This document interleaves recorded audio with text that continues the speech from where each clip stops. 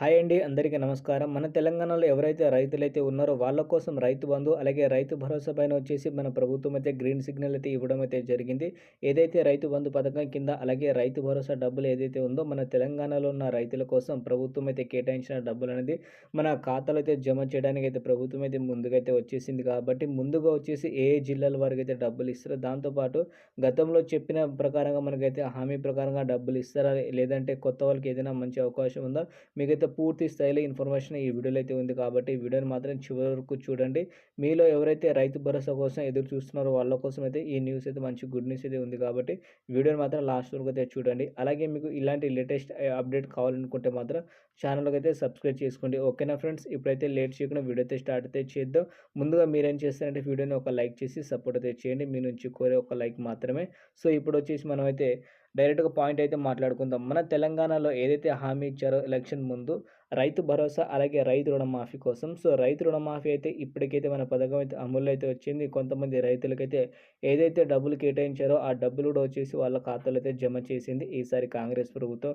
కాకపోతే మనకైతే వానాకాలం పంట పెట్టుబడి సాయం కింద ఏదైతే రైతు భరోసా డబ్బులైతే రావాల్సి ఉందో మనకైతే జూన్ సీజన్ అంటే మన పత్తి వేసేసే టైంలో రావాల్సిన డబ్బులనేది ఇప్పుడు దాకా అందియలేదు ఈసారి కాంగ్రెస్ ప్రభుత్వం. సో దీనిపైన వచ్చేసి మనకైతే వ్యవసాయ శాఖ తుమ్మల నాగేశ్వరరావు ఒక అప్డేట్ అయితే ఇచ్చారు.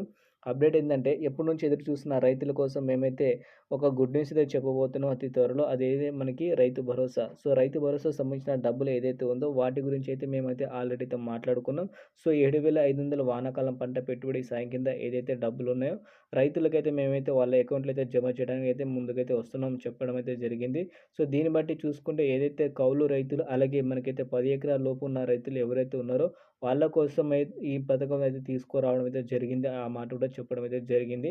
ఎందుకంటే గత ప్రభుత్వం ఉన్నప్పుడు వచ్చేసి ఎన్ని ఎకరాలైనా ఉండని వాళ్ళకి అందరికీ రైతు బంధు పథకం కింద డబ్బులైతే ఇవ్వడం అయితే జరిగింది. సో, అదే తప్పు మేము చేయకుండా ఎవరైతే సన్నకారు రైతులైతే ఉన్నారో వాళ్ళ కోసమే ఈసారి రైతు భరోసా, అలాగే రైతు రుణమాఫీ అయితే చేస్తామని చెప్పడం అయితే జరిగింది కాబట్టి, సో, ముందుగా వచ్చేసి కౌలు రైతులు, అలాగే ఎవరైతే 10 ఎకరాల లోపు సన్నకారు రైతులైతే ఉంటారో వాళ్ళకి మాత్రమే ఈసారి రైతు భరోసా సంబంధించిన 7,500 వచ్చేసి వాళ్ళ ఖాతాలతో జమ చేస్తారు. కాకపోతే కొన్ని జిల్లాల వారికైతే రిలీజ్ చేస్తామని చెప్పడం అయితే జరిగింది కాబట్టి, ఆ జిల్లాల వారికైతే లిస్ట్ అయితే లేదు. సో, ఆ లిస్ట్ రాగానే మీకైతే అప్డేట్ అయితే ఇస్తా.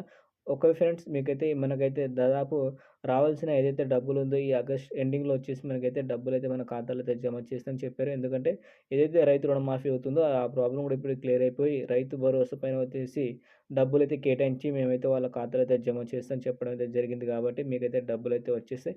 డబ్బులొచ్చిన తర్వాత మాత్రం కామెంట్ అయితే చేయండి. So, thank you all.